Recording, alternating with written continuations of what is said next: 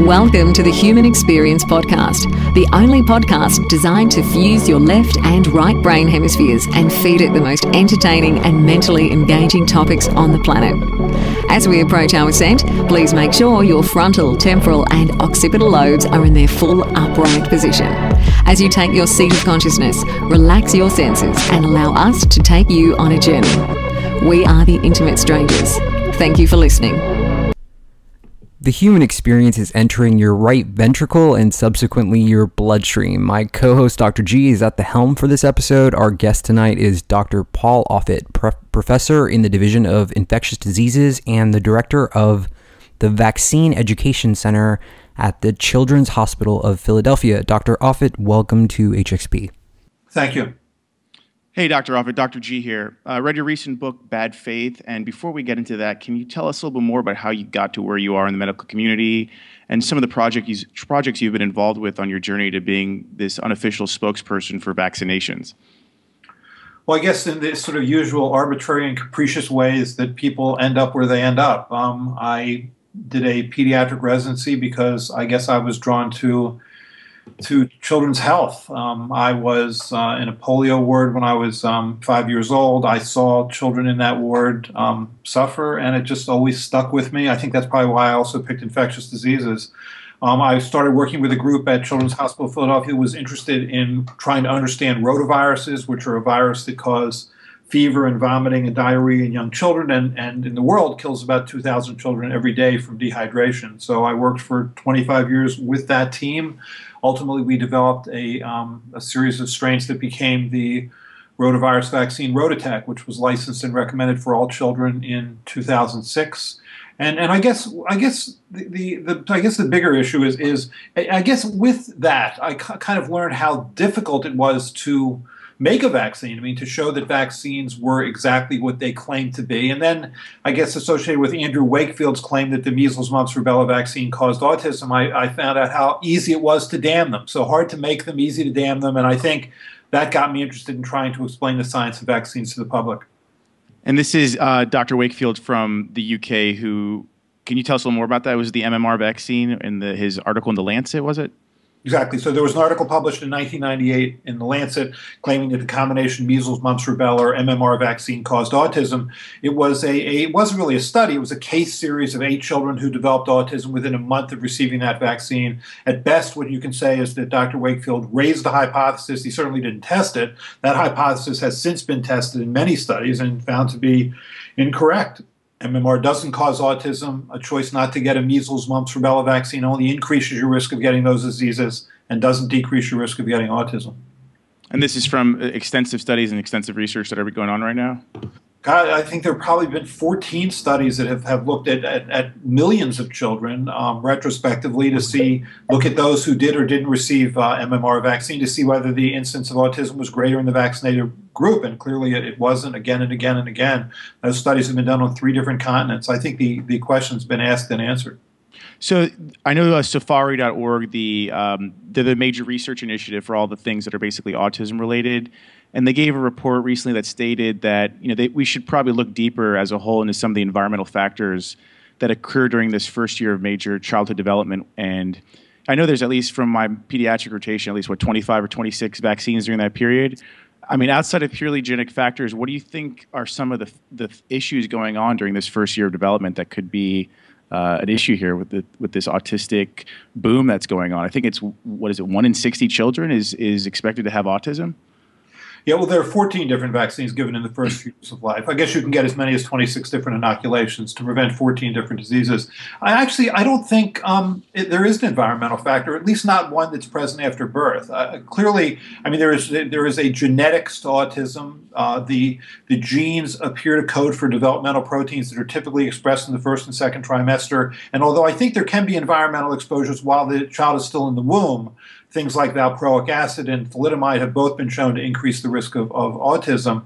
I really don't think, I think if you're autistic at 5, you're autistic at 2, you're autistic when you're born. So although I understand there's sort of a lot of interest in trying to figure out what it is postnatally that's causing autism, honestly, my prediction is going to be they'll find nothing.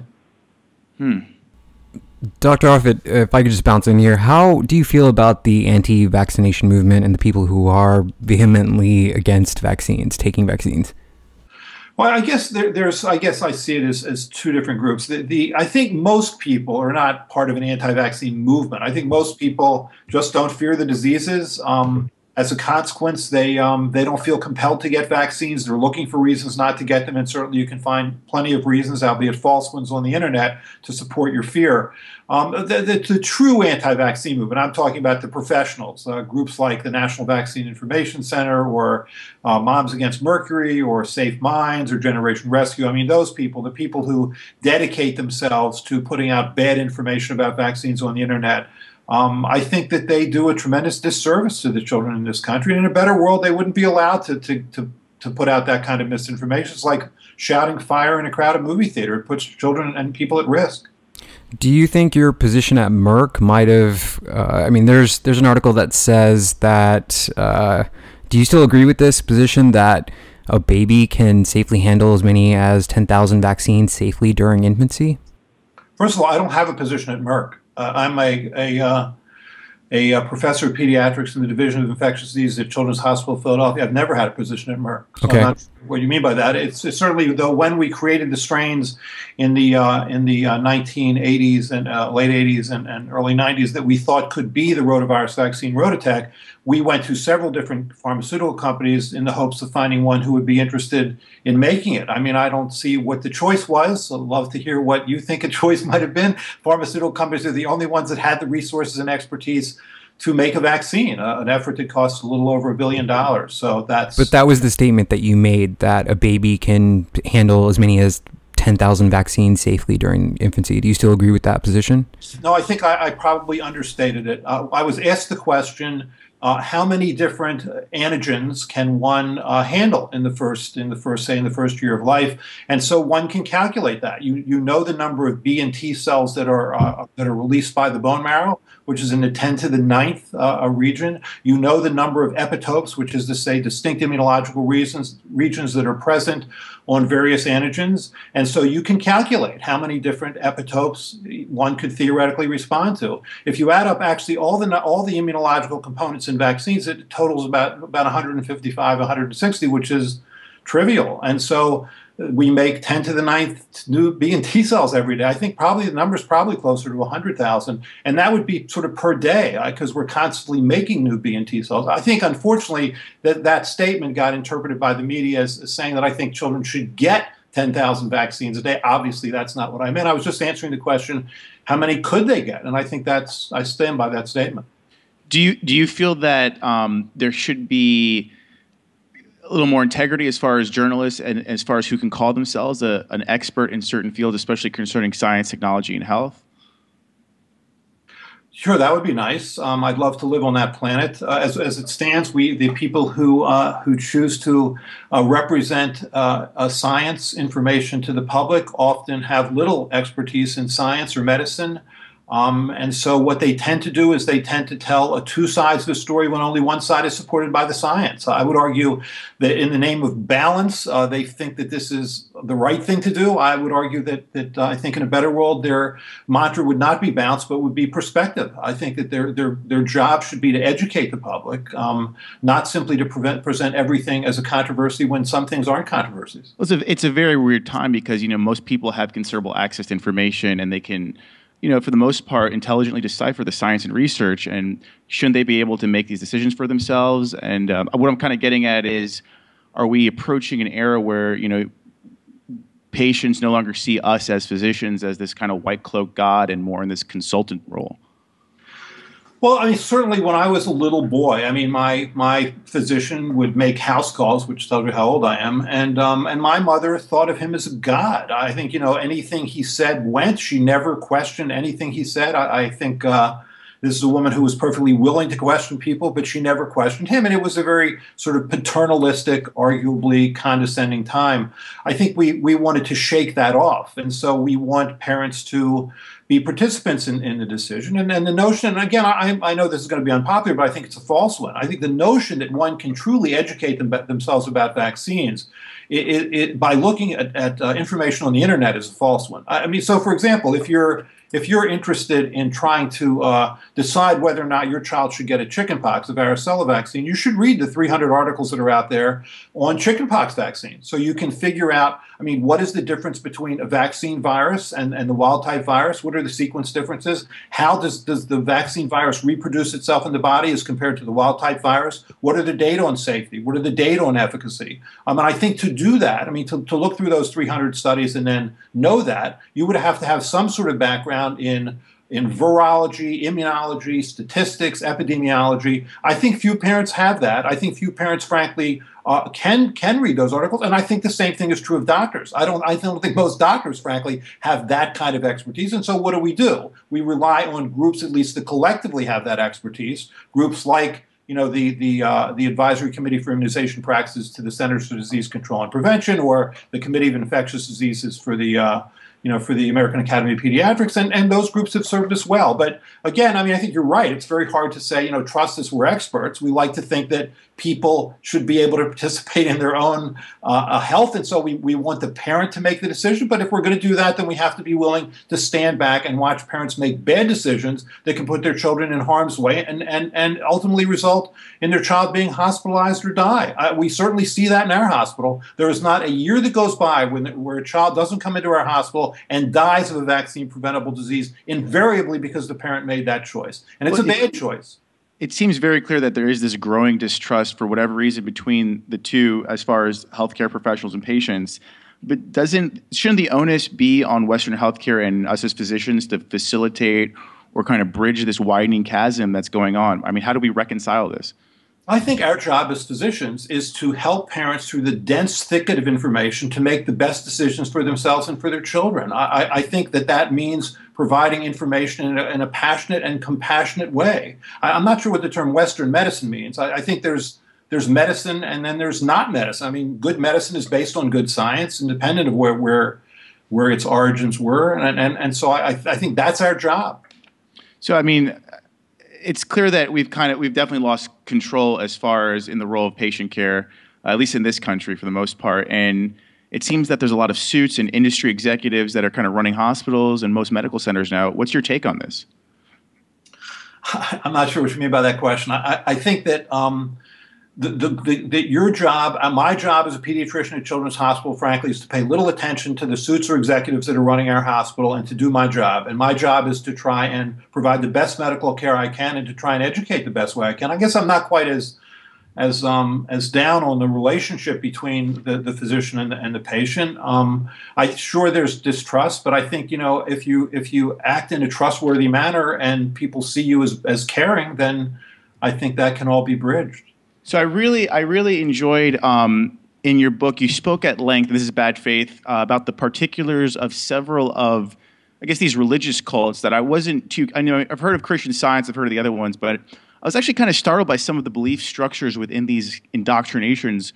What groups do you feel pose the greatest threat right now, as far as just in the United States alone?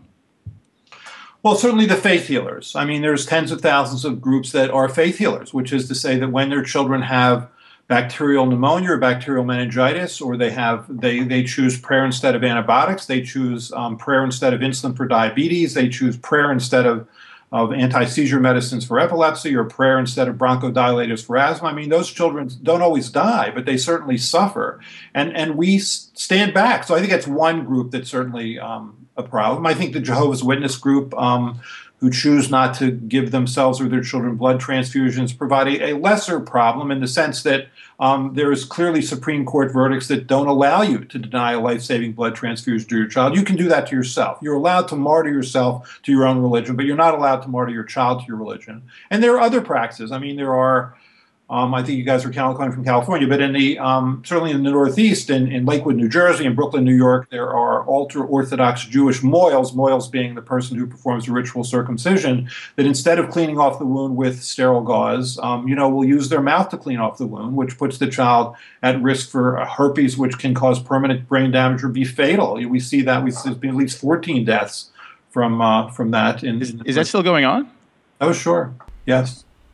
So, Dr. Offit, do you think that the vaccine injury risk and weighing the risks versus taking a vaccine and the disease, I mean, what is that? I mean, how do you calculate that?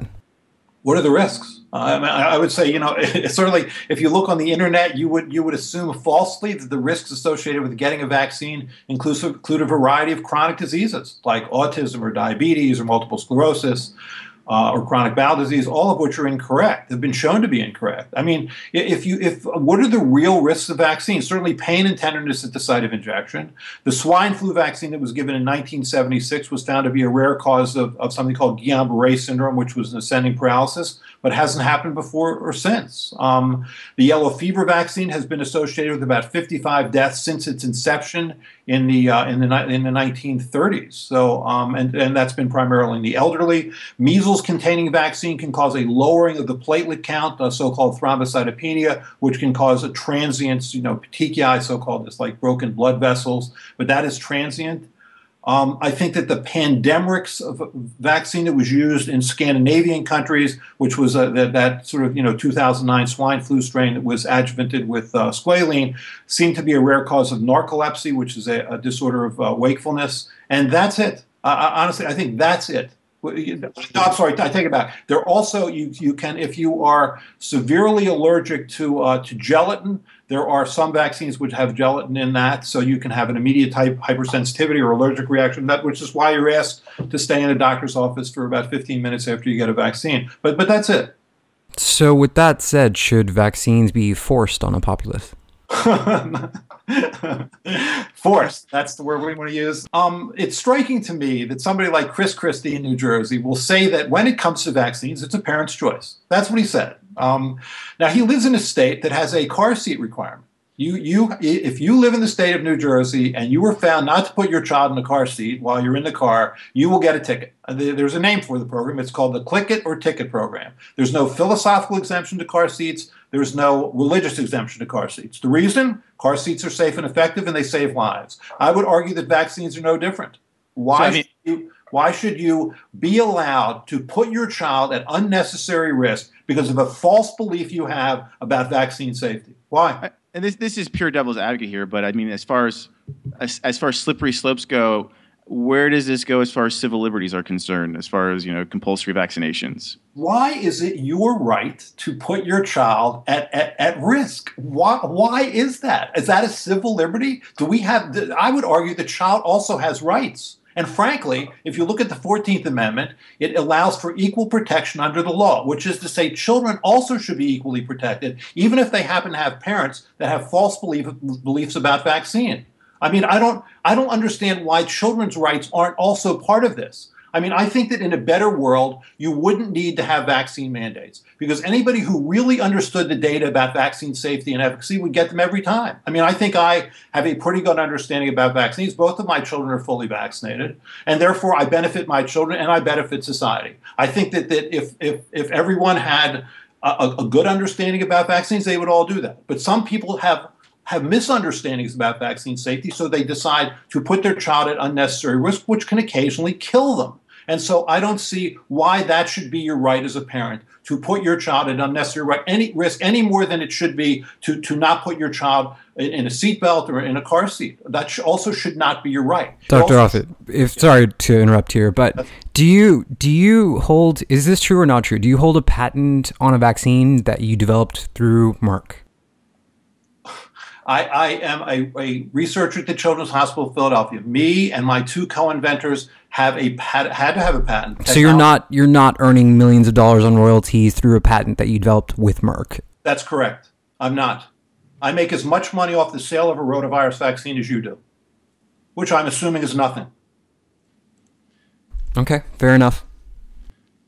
So then the question becomes, why am I doing what I'm doing? Because it's the right thing to do. I think it surprises some people that I take this position forcefully. They assume I must be in somebody's pocket, and I am. I'm in the pocket of children, because I care about children. That's why I do what I do. It's why we created a vaccine, and it's why I continue to do this, even though I'm asked questions like this about why I must be in someone's pocket. I'm not. There's a whole stream of information on the internet that really disagrees with you. I mean, you're hated on the internet. So what you're saying to me is that maybe it's possible that you're allowed to lie on the internet?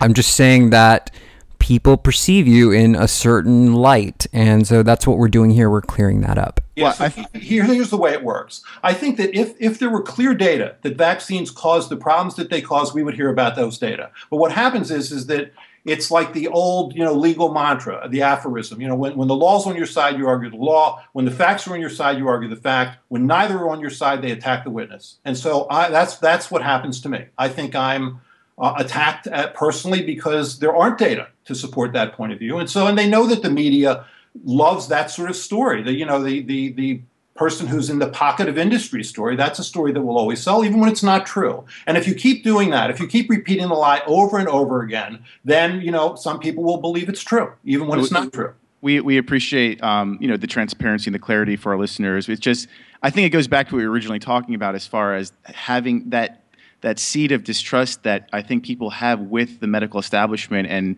they might be looking for any angle to kind of plant that seed or let it grow a little bit. But I mean, let's shift back a little bit more to your book right now. And as far as you were talking about faith and these religious cults, where do you draw the line between faith and delusion? That is a great question. And I would say that when I wrote this book, that was the question I struggled with the most. I wrote a book. I wrote one chapter about a man named Larry Parker who wrote a book called "We Let Our Son Die," which may sound like it's a mea culpa, but it wasn't. Actually, while he let his son die, he saw this as an expression of his faithfulness, that he was able to maintain his faithfulness throughout that. Now, this was a man who was very sophisticated medically. I had a chance to talk to him on the phone.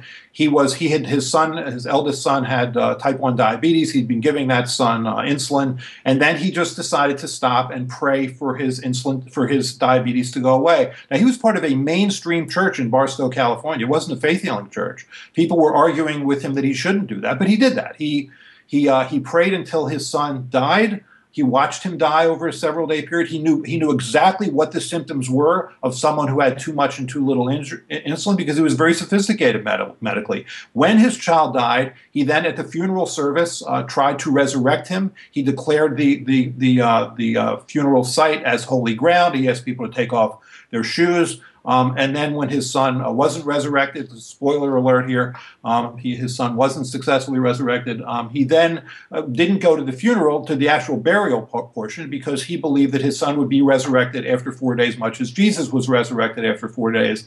And so he didn't even go. Well, that's just science. I mean, everyone knows that. So is he delusional? I think is he arguably psychotic? I mean, I think the answer to that question is, in a better world, yes. I think he's phenomenally delusional. But remember that there were many people in his prayer group who, along with him, were praying for his son instead of giving him insulin. There were hundreds of people that went to the funeral service where he was to be resurrected. Regis Philbin had called. He wanted to come. A lot of people wanted to come watch that resurrection. I mean, people like Oral Roberts, who's a popular evangelist, has claimed that he's done resurrections, and no one sort of put him in an institution after he made that claim. And many of his believers or followers believe that that's true too. So, I mean, if we're going to label him psychotic, then we have to label tens of thousands of faith healers as psychotic. If we're going to label him as psychotic because of his belief about resurrection, similarly, we'll have to label a lot of people that way too. So it becomes sort of a norm, that these kinds of beliefs. It's a hard question to answer. I wish I had the answer. You answered the next question I was going to ask you, because according to the DSM-5, and for our listeners, that's basically the Bible for mental illness and psychiatric disorders. I mean, if you look at some of the beliefs, not to denigrate Christianity, but contemporary Christianity, and you mentioned Oral Roberts, according to DSM-5 and the diagnostic manual, that's psychosis. So what's going to happen between science and religion, and this gap, or this amalgamation of the two in the coming years that you see? Well, I think the fix is actually easy. The fix is a legislative fix. I mean, this faith healing stuff doesn't happen in England. It doesn't happen in Canada, because if you do that, if you medically neglect your child in the name of God, you will likely go to jail, and your children will be placed in foster homes. That's a real disincentive to do that, and so they don't have that problem. And frankly, we didn't have that problem in this country up until the mid-1970s. But in under Richard Nixon's administration, there was something passed called CAPTA, Child Abuse Protection and Treatment Act. Ironically, it was a chance for the federal government to provide millions of dollars to states to help them recognize child abuse and treat it and prevent it. But there were two prominent Christian scientists in Richard Nixon's administration who saw an uncomfortable light about to be shown on their religion. Then so they insisted that you couldn't get federal money until you had a religious exemption to child abuse and neglect, including medical neglect, on the books in your state. And so all 50 states passed those laws in the mid-1970s. This is the CAPT Act you're talking about? So yeah, so CAP, that's right. And if you read that caveat that's put, or the codicil that's put into that CAPTA, it's clearly written by a Christian scientist. I mean, they describe the person who prays as a practitioner. They describe the prayers as treatments. That's the way Christian scientists describe their healings. And those two men ultimately went to jail. One of them was Nixon's chief of staff, Bob Haldeman. The other was the domestic policy advisor, John Hilleman. Both went to jail for their role in Watergate. But they did this right before they went to jail. So, I mean, you don't have to answer this, but I'm assuming Offit is a Jewish name. Are you a fellow member of the tribe? Offit is a shortened form of the name Auschwitz, and yes, I'm Jewish. So the healthcare programs under Obamacare, how do you feel about them? Well, I'm probably not the one to ask that question. I mean, I'm a basic science researcher, and so although I do practice medicine, I do it solely for inpatients in our hospital. I think you're probably the people who you should talk to are the people who are executives in our hospital. They probably have much better sense than I do. It's way above my pay grade. I don't know. So, I'm not being honest. I should know more. I actually don't know. We see our patients, we bill, other people take care of that. Hopefully it's all working out. I don't know. The reason I asked the Jewish thing, I was just curious as what your religious upbringing was as far as your background growing up and how that's changed with your medical practice, writing this book, even the process of writing this book. How's your spirituality or your take on religion changed? Well, my father was very religious, as are currently my brother. My father since passed away, but my brother and sister are quite religious. I'm not. I'm not religious. And frankly, when I wrote this book, after sort of talking to these parents and writing story after story of people medically neglecting their children in the name of God, I thought I would sort of come down in the way that, that Christopher Hitchens or Richard Dawkins or Sam Harris did, that sort of, kind of militant atheism that, the religion is illogical and potentially harmful. But I didn't, actually. I mean, I actually read through the Old Testament and New Testament pretty carefully. And although I'm Jewish, I was really taken by the figure described as Jesus of Nazareth. It's frankly just independent of whether you believe in the existence of the supreme being, and I don't, but or you believe that Jesus was the Son of God, and I don't, because I don't believe in the existence of a supreme being. Or even if you don't see the Gospels, at least the four Gospels that made it into the final canon, as an accurate reflection of Jesus' life and work. Jesus lived between roughly 4 BC and 30 AD. You have to be impressed with the figure described as Jesus of Nazareth. I mean, this was a man ahead of his time. At his time, child abuse was the crying vice of the Roman Empire. Abandonment was common, infanticide was common. Children didn't matter; they were property. They were really no different than slaves. That wasn't Jesus. I mean, Jesus stood up for them. The quote that I wrote a piece for the New York Times called "What Would Jesus Do About Measles?" But the quote that I used in that's from Matthew 25:40.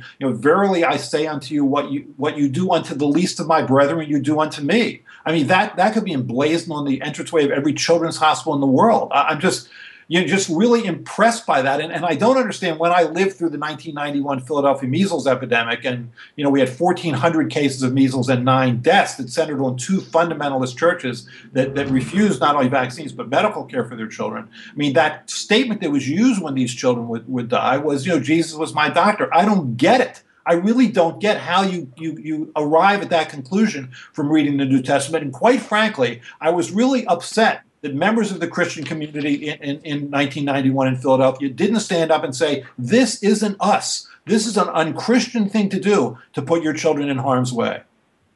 Dr. Offit, I think you were quoted in a New York Times editorial in 2013 that people should skip the supplements. Why do you say that? Well, it's like all things. I think I think there's no such thing as alternative medicine. I think if a medicine works, then it's medicine, or an alternative medicine works, it's medicine. If an alternative medicine doesn't work, then it's not an alternative. My feeling about dietary supplements is that they should be held to the same standard as drugs. I mean, they are drugs. They have a physiological or pharmacological effect. So let's test them as drugs. Let's see whether they really are safe and effective.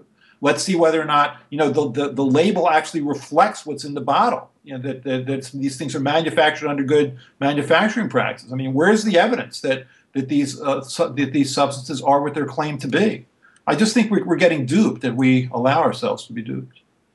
I think a lot of the issues are at hand are that a lot of the studies have shown the synthetic vitamins and the synthetic molecules, and there's some studies that show increases in cognition and mood for bioavailable vitamins and minerals, but it's all there's lies, there's damn lies, and there's statistics. We could generate any kind of information we want from anything that we look at. Yeah, but it's ever since 1994, this industry has been loosed from the Food and Drug Administration, and that's not a good thing. So it's the wink and nod of the industry, right? I mean, they don't make specific medical claims because they can't. If they made a specific medical claim, then they would be regulated by the FDA. So they say things like, for saw palmetto, that it supports prostate health, even though the studies that have been done show that it does nothing to shrink prostates in men who have benign prostatic hypertrophy, or that the garlic is concentrated garlic is good for cardiovascular health. The wink and nod being that it lowers very low density lipoprotein, which it doesn't, and that's been shown again and again. So it's whenever these products have been pushed to the test, and I think there's 80,000 of them in the market. There's probably not 20 of them that have been really tested in any sort of prospective controlled way. They never seem to do what they're claimed to do. So shouldn't the consumer be upset about that? That's a very good point. Dr. Offit, we really do appreciate your time. You do have a new book out. Where can people find more about your work? So you can, the book is called Bad Faith, When Religious Belief Undermines Modern Medicine. It can be purchased in bookstores or on the internet. So take a look. And your website? Actually, I do have a website. I'm embarrassed to have a website. I'm sure it's the one who put it out. I'm not the kind of person that has that, but it's paul-offit.com. I think, .com. Okay, paul-offit.com. Well, Dr. Offit, thank you so much for being here. This is The Human Experience. My name is Xavier, my co-host Dr. G, and we are out here. Thank you so much for listening. Thank you. Thanks, Dr. Offit.